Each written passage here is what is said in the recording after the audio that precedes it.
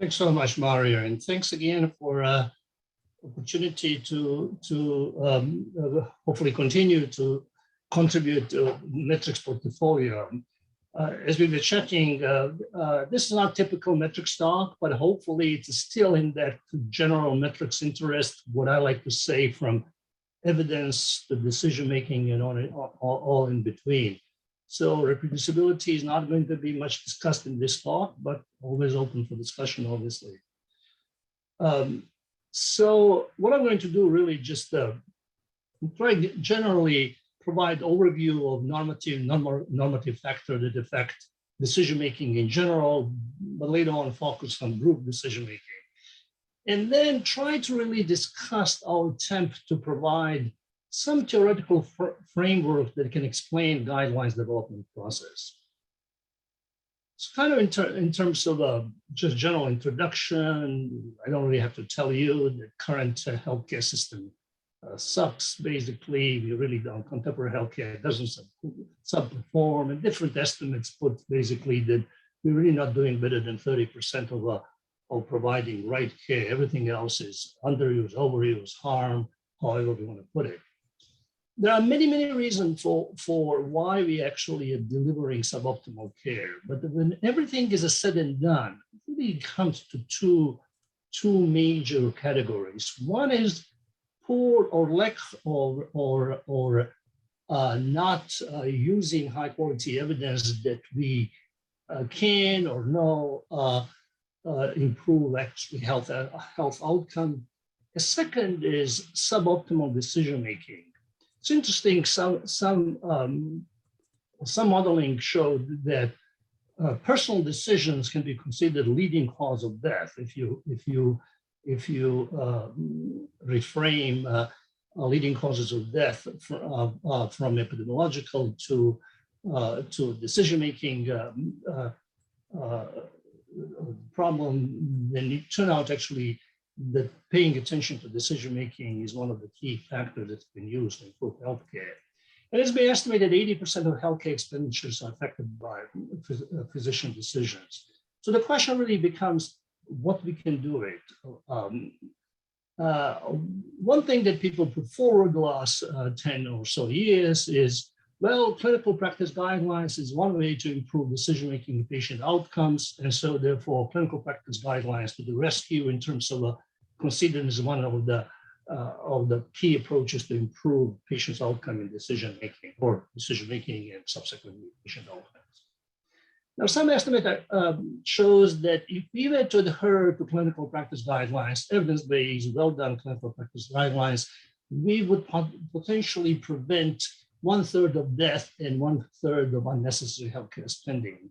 As you well know, measuring adherence to clinical practice guidelines is really at the heart of the science of quality improvement, and it's at least in the US, merit-based financing of healthcare.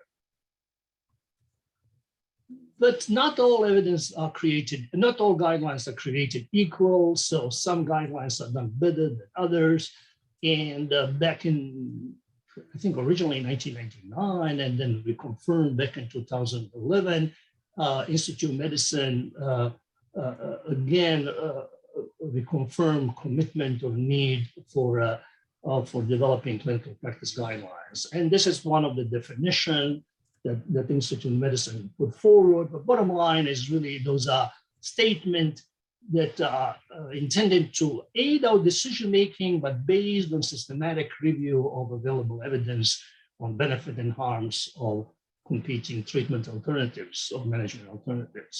Now, there are many systems that have been developed over the years, a guideline system, but GRADE, as you all should know, has emerged as the leading system for rating quality evidence and strength of recommendation.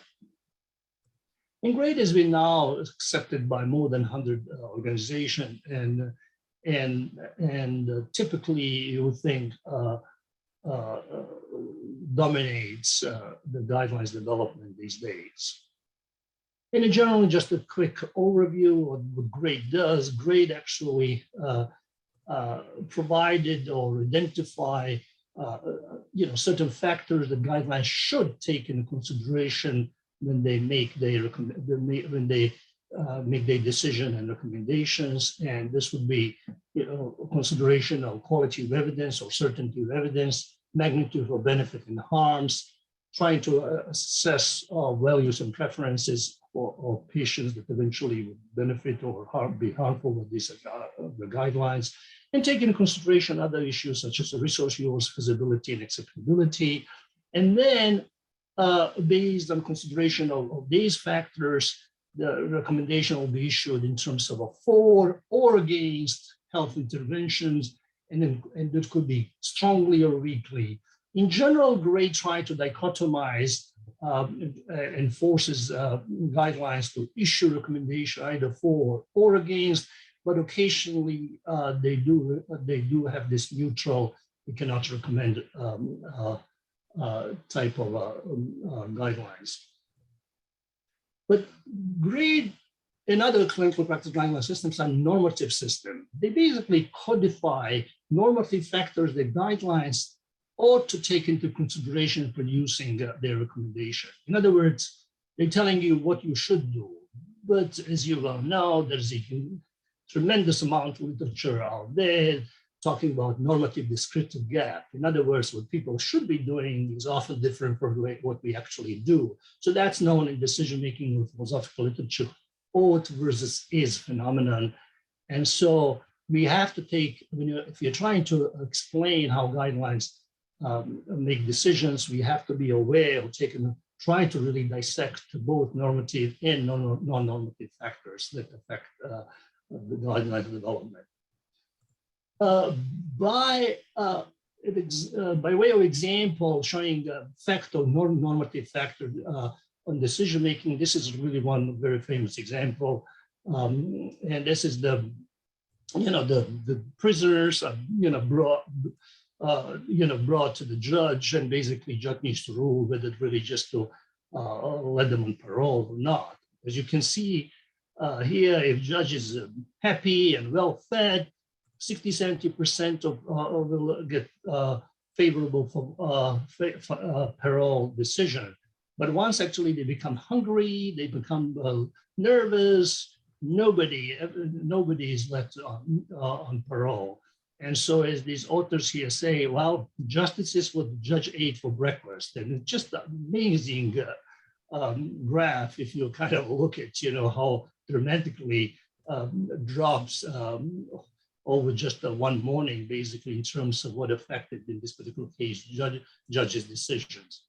And same things actually happen everywhere, basically, whether you when you review grants, when people see patients, when they sit on the panels, these other non-normative factors that are really not considered do affect how we make decisions. In general, just to remind you, the practice guidelines are made by group. It's a group decision making, typically made by a group of 10 to 20 individuals. They're trying to be selected by according to expertise. Most are content-based experts.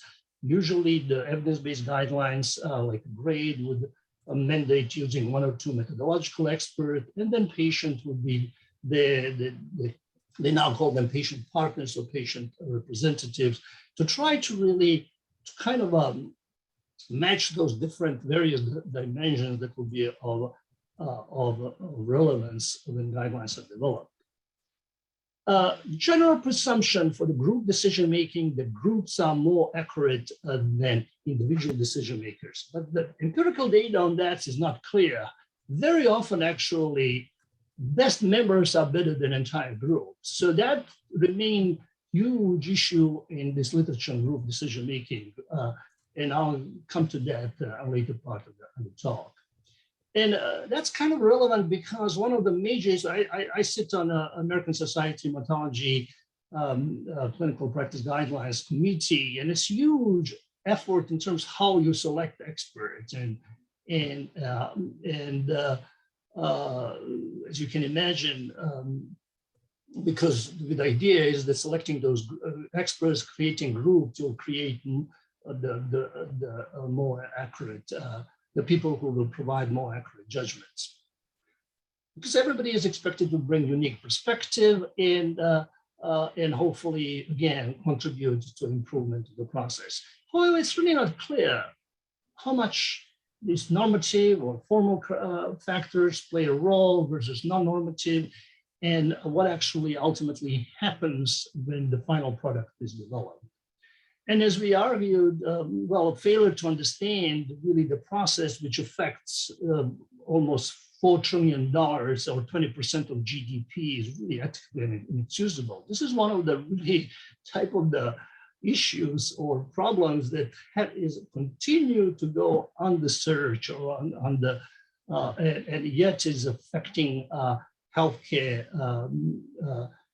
monumentally. Basically, if you think that 1,000 or 100,000 of people actually are affected by those guidelines recommendations. One of the criticism of guidelines recommendation is that it's really, they suffer from so-called integration and black box operation problem. Integration in terms, even if we identify all these factors, and I'm going to talk about that in a moment, we still are not clear how exactly that's integrated. How do we provide that explicit and transparent framework that everybody can understand how these different factors actually get meshed together or weighted together and to be formulated in those recommendations. Therefore, remain really black box operation. We have a very well process with very well defined inputs and outputs according to grade, but very limited knowledge of what happens in between. So grade tells you what you should recommend, should you consider before, then what output you're going to generate, but you really don't know what happens in between. So that's the really ambitious goal we set out a few years ago to disentangle. And one way to really approach is first to kind of understand, okay, what are the factors that affect decision-making? And now, as you can see here, there are really lots of the factors. And so creating challenge how you can study these issues.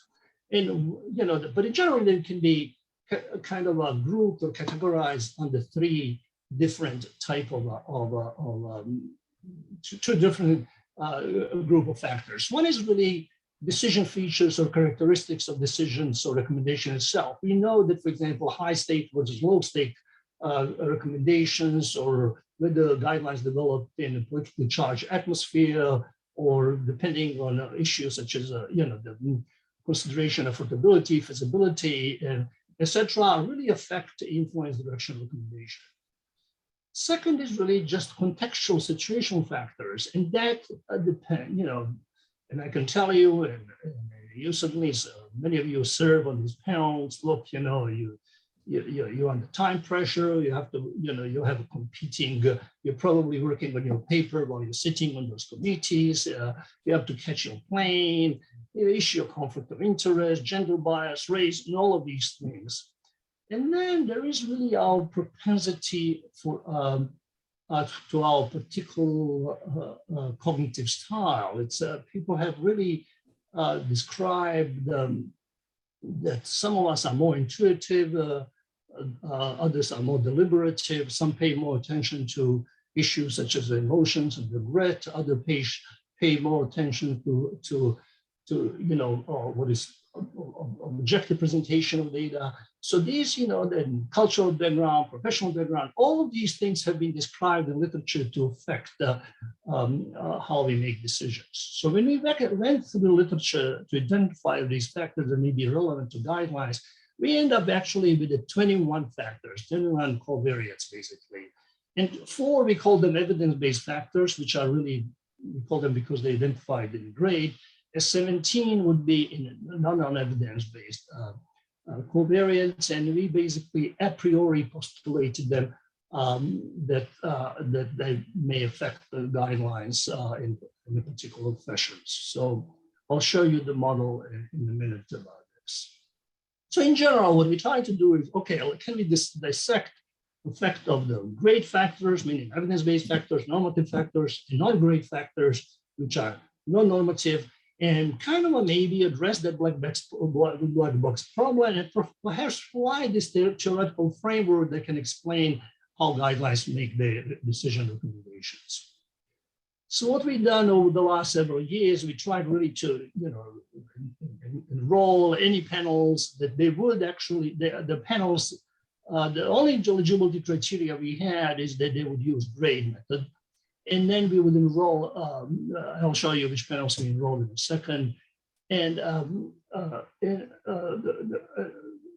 enroll these panels in the study. These panels would provide us with recommendation or PCOs they would actually planning to develop. We would then convert it into a survey.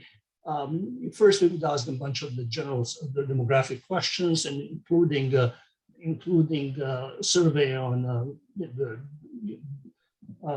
cognitive styles, and then obviously issues, the experience, expertise, the age, gender, conflict of interest, those sort of things.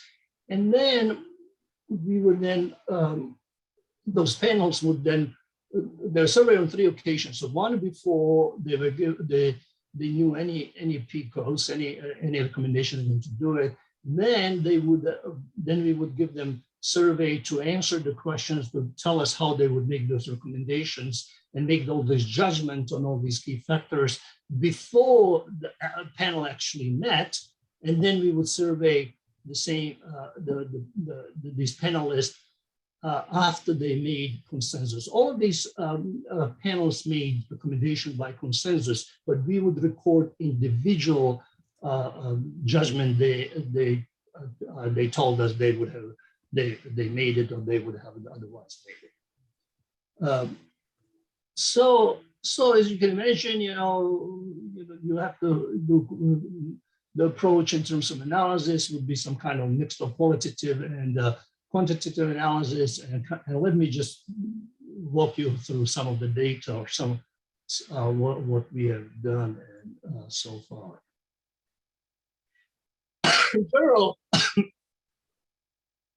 we would say, we would, any panel wanted to, sorry, any panel that used grade was eligible, and we approach pretty much every panel that we knew of, we approach, and they all pretty much so far agreed upon. Some of these panels we're still working with because the process, they're not funded, and it takes over, they're usually overestimated what they're going to accomplish. So there are a few other panels that we're currently still working with. But anyhow, we so far, we enroll 14 panels, and these are American College of Rheumatology panels, and the most came from American Society of Rheumatology, NICE from UK, and one panel on nutrition. And so that's for quantitative analysis, where we actually recorded recorded responses from ultimately 12 panels, because we had some computer glitches from 2 panels, so we couldn't use those results, unfortunately. So we ended up with 12 panels with 153 voting members who made close to 3,000 recommendations on about 224 PICO questions. Now, in terms of qualitative analysis, because you have this ancillary stuff, these are evidence-based guidelines, you have people who present systematic reviews at the meetings, so they sometimes participate in discussion, even if they don't have a voting privilege. So we included everybody in qualitative analysis in terms of their contribution to the meeting. And here there were 13 panels, and the panels data were obtained from 30 panels and about 311 participants. So that's kind of how so far how we study these issues. Now, let me just go try to dissect interchangeably this issue of normative versus non-normative factors affecting guidelines decision making. In general, as you know, one of the key evidence-based medicine principles that there is this relationship between quality evidence and truth. In other words, the higher quality of evidence, we believe it's closer to the truth, and therefore if that's the case, and guidelines actually believe in the general principle, then people would endorse, more panelists would endorse a recommendation based on higher quality evidence than lower quality evidence. And so far, our studies have confirming that. As you can see here, you really have in some cases, you can see here, there's a really nice correlation between probability of a panel endorsing particular recommendations and quality of evidence. And we even arguing, look, this, based on our empirical data, for example, when you have a high quality evidence, in most of these analyses, we would actually get that more than 90% of panelists would actually endorse such a recommendation, and that could be one of the quality measures.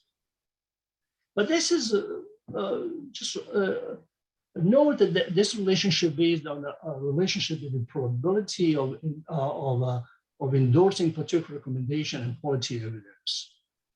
But when we actually delve a little deep into this issue and try to really look how they integrate other factors that are supposed to be very important, we notice that a number of panelists actually produce non-normative, or what we call it, illogical answers. For example, here what you see,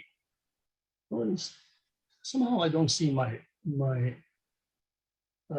oh yeah, hopefully the cursor. You can see here, this is just a table showing you relationship between strength and recommendation as a function of benefit and harm, so balancing between benefit and harm's intervention. And if you and so what you would normatively accept, if your benefits outweigh harms, that you would be in favor of that particular intervention. If, however, harms outweigh benefits, then you would be in a favor, basically, of a comparator intervention. Turned out that opposite was the case in a number of these of these situations. And when we ask actually these panelists, hey, look, did you make mistakes? Maybe you were fast, and you answered that. They confirmed, no, that's what we meant. We never understood why they meant it that way, but nevertheless, in a number of cases, you can see basically that people can endorse intervention, even the benefit of that intervention does not outweigh harms, or the way around. So then trying to kind of understand where these illogical responses or non-normative responses coming from. There's a literature suggesting that people easily acquiesce with the statement, and that's considered because there's a lot less cognitive effort associated with this kind of decisions. If you ask people to vote for, then against something, so that's called yes bias. It's hasn't been really ever demonstrated in guidelines of the world. So we thought, okay, let's see, maybe the panelists maybe they're prone to yes bias. And indeed, this what actually happened. When we analyzed data according to relationship with the quality evidence probability of endorsing intervention in probability in favor of particular intervention, we still see that relationship between quality evidence and probability of issuing strong recommendation for intervention, shown here on the left side of the slide. But when we actually when we analyze this data according to basically intervention, the relationship between quality evidence and probability of issuing strong recommendation against intervention, you see the flat line. Basically, that the relationship, that normative key evidence-based medicine principle disappears. So we interpret that guidelines are prone to so-called yes bias.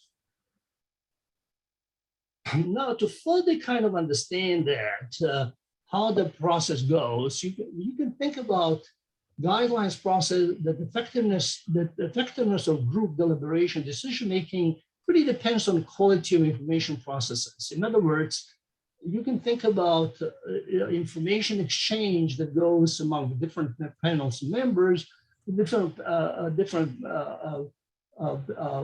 member of the panel, and in which some actors actually have more control information than others. And so one way to analyze this is to use the social network analysis.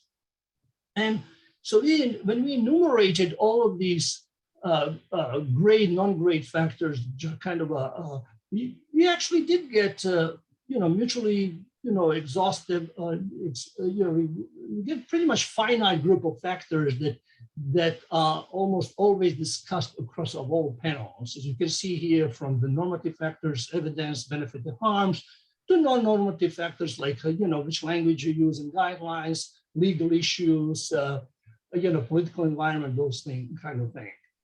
And but when you really analyze that, who speaks most and who talk to each other, then you can see here that when you look all of this, when you look all this theme and discussion that goes on, over 50% of time, panel debate certainty or quality of evidence. So kind of really as you would expect in the setting of evidence-based guidelines. But chairs and co-chairs dominate discussion.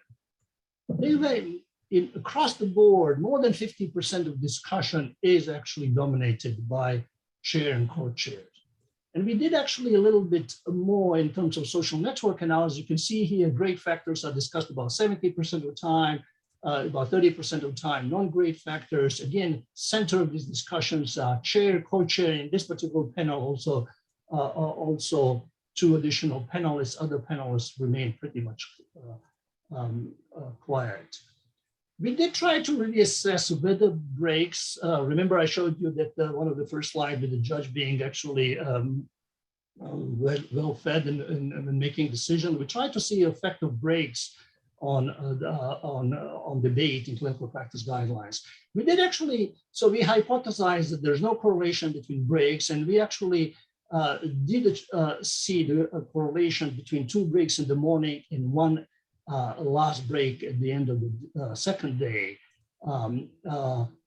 Unfortunately, we couldn't really assess that the effect of the hunger, so to speak, or glucose depletions on the debate, because these people actually work through the lunch. But nevertheless, we saw actually that after initial break in the morning, the debate intensified. In other words, same people who were talking before, after the break, continued to talk before the break, continued to talk after the break. And so these are the key findings for social network analysis. Overall, when you think about this network, this is a very well dense network. And when you look at this networks from social network perspective, number of these ties, this density, and generally when you have a more than 50%, those networks are real dense. They're not really easy to perturb. And basically clustering coefficient is also very high. As I already mentioned, about non-grade factors are discussed about 30% of, sorry about that. 30% of discussion went to non-grade factor, but patient partners contribute to only 1% of discussions. Most really interesting or concerning, Sorry, no, continue. Yeah, I mean, if somebody, I know that by nature I speak fast, and if somebody didn't understand something, feel free to interrupt, please, so sorry about that if something is not clear. So anyhow, the point I'm trying to say here, the chair and co-chairs initiated 53% of discussion and received all 60% of communication, but 42% of communication occurs among themselves. And also, when you look at all these social network metric analytics, eigenvector, betweenness, closeness, and all of these business, you see that Che, Co-Che methodologies actually they had the highest influence on discussion, control information flow, and were the center of all communications. Now, I already mentioned that panel members were more likely to continue previous discussion with individuals after the break with whom they started actually discussion before the break. So there is an effect of the break. So when you think about implication of this, in social science literature, there is a suggestion that in reliably successful teams members speak roughly the same amount. In other words, what social science researchers refer to the equality in distribution of conversational turn taking. And that definitely is not what we're seeing actually in guidelines process. There is no equal amount of time here.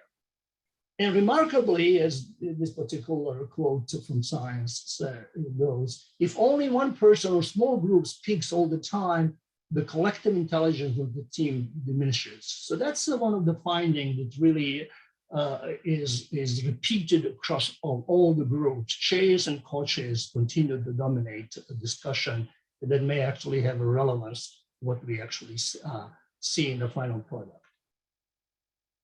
Okay, let's now go to that to see what we could come up with our ambitious goal to develop the conceptual model that can kind of explain it more transparently, explicitly what goes on in guidelines decision making. So remember, I mentioned to you yes bias. If that's the case, if yes bias operate, that means really when you're issuing recommendation in favor of interventions, that means you that your recommendation is that you're against comparators. So if you're issuing intervention in favor of intervention one, that means that that's a mirror picture that you're issuing recommendation against treatment comparative treatment two. So therefore, you can imagine that like U-curve type of model that operates here. And then what we realize when I show you this benefit and harms logical answers, so it's not only quality evidence, but consideration of benefit and harm seems to be also the key normative principle operating here. And we then assume interaction between quality of evidence and benefit and harms in our models.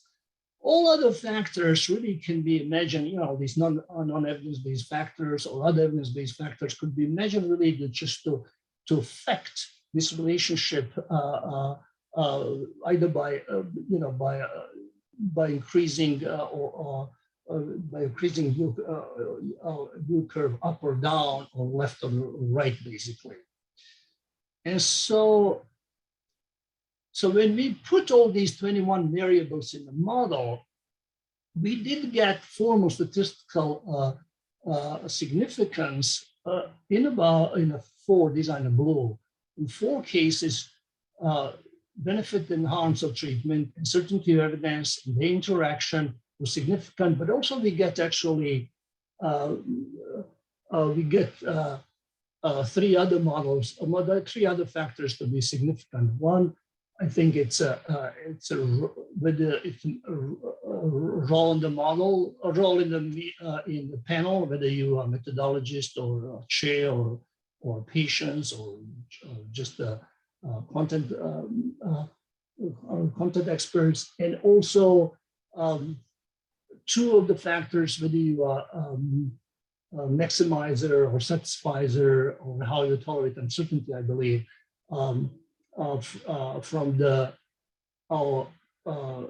From our survey of cognitive styles, it appears to be statistically significantly associated with the strength of recommendations. But when we actually, so these are all a priori defined covariates, but when we actually tested all these models, turned out actually that simple model that relies only on benefit and harms of treatment and certainty evidence in their interaction perform better than all other complex models. So statistical models really, based on all 21 factors, didn't provide any more explanatory power than simple models. So we kind of decided to stick with the simple model. And basically, as you can see here, then you get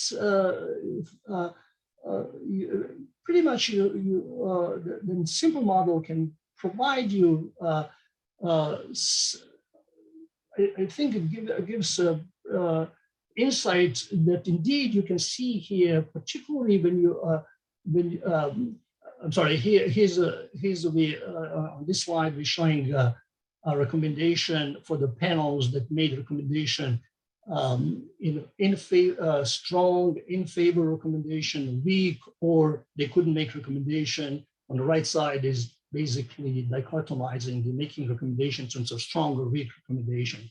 And the major point here that indeed you actually are seeing nice distinction in terms of as predicted in model increase or theoretical framework is you're seeing increased probability of issuing strong recommendation where quality evidence is high and benefit outweighs harms, significantly benefit outweighs harms. And you get a very clear statistical difference as a function of those two factors.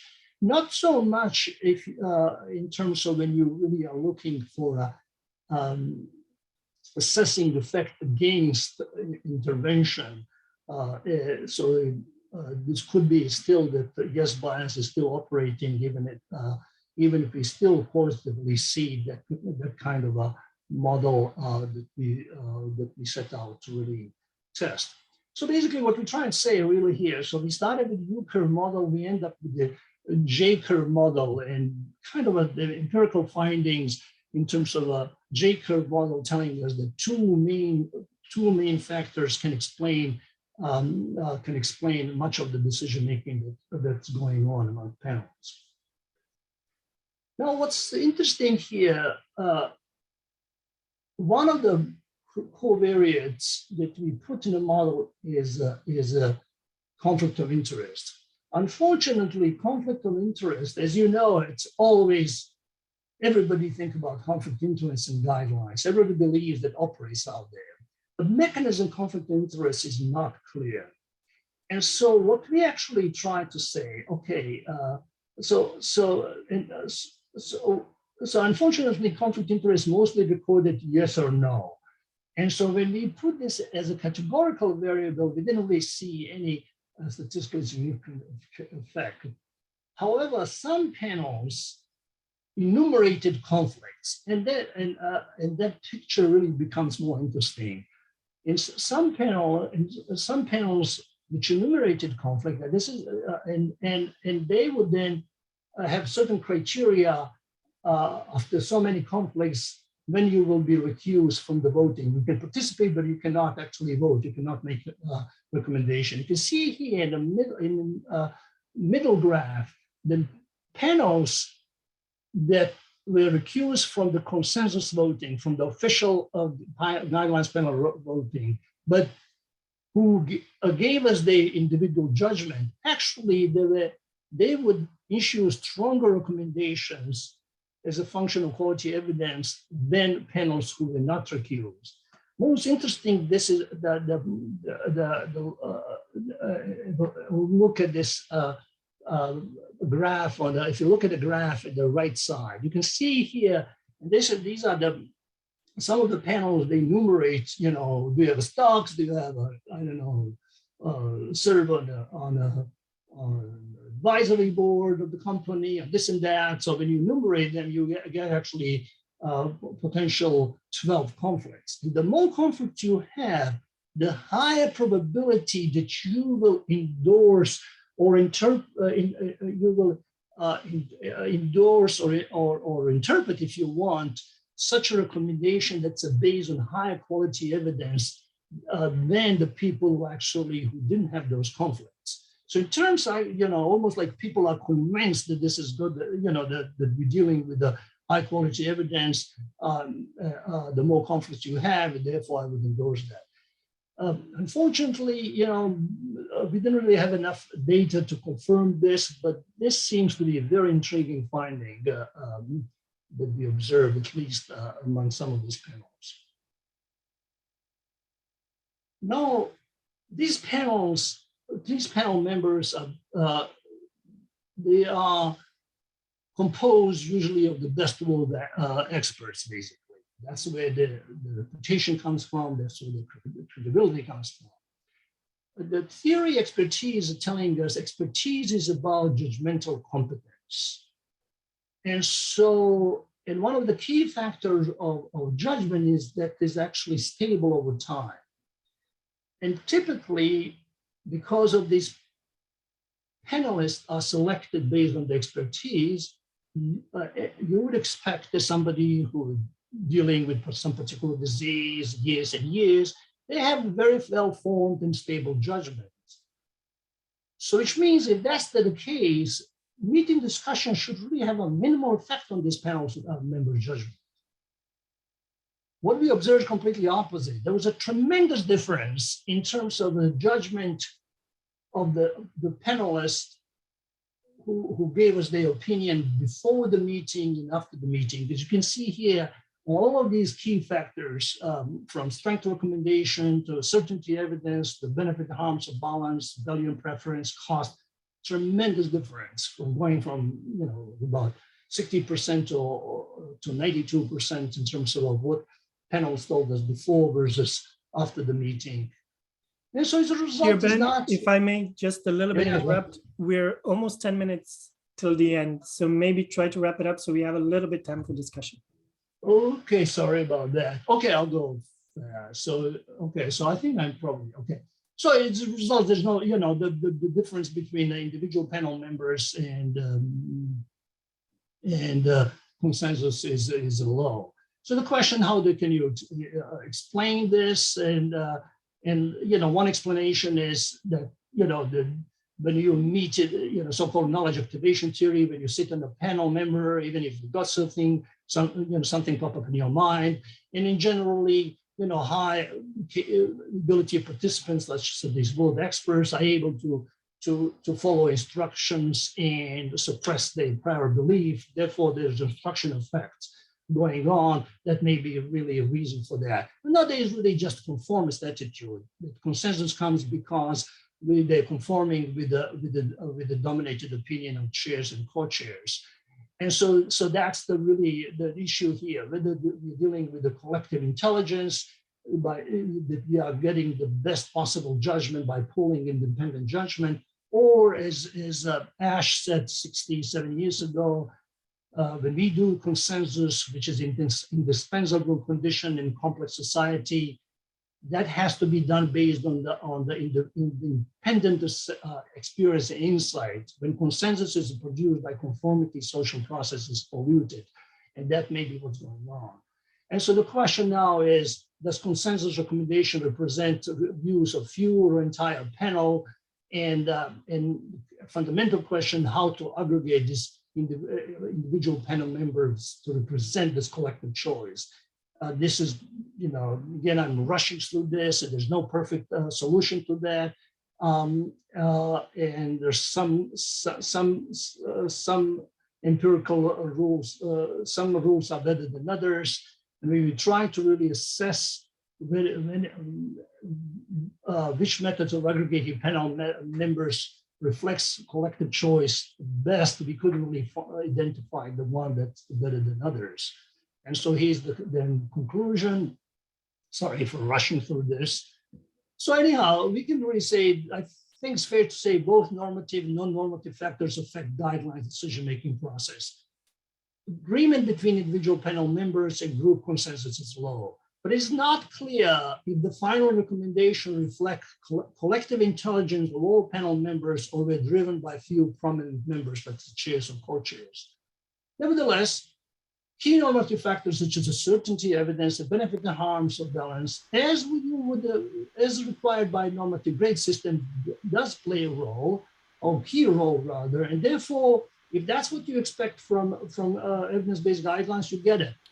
But non-normative factors do play a role. Few panelist dominance process, yes bias, pollute accuracy or trustworthiness of decision-making of the panels, expert judgments are unstable, and we still don't know about conflict of interest at the empirical level. And the key, what needs to be, how to aggregate panel members to really reflect that collective judgment, collective wisdom should remain or remains key research priority. And with that, I should close. And thanks for this is supported by ARC and my collaborators, Britt and Wyatt and Stockholm being the key ones, and the panels who really helped us actually access to the organization helped us access to the panel members. Thanks a lot. Sorry for taking a long time.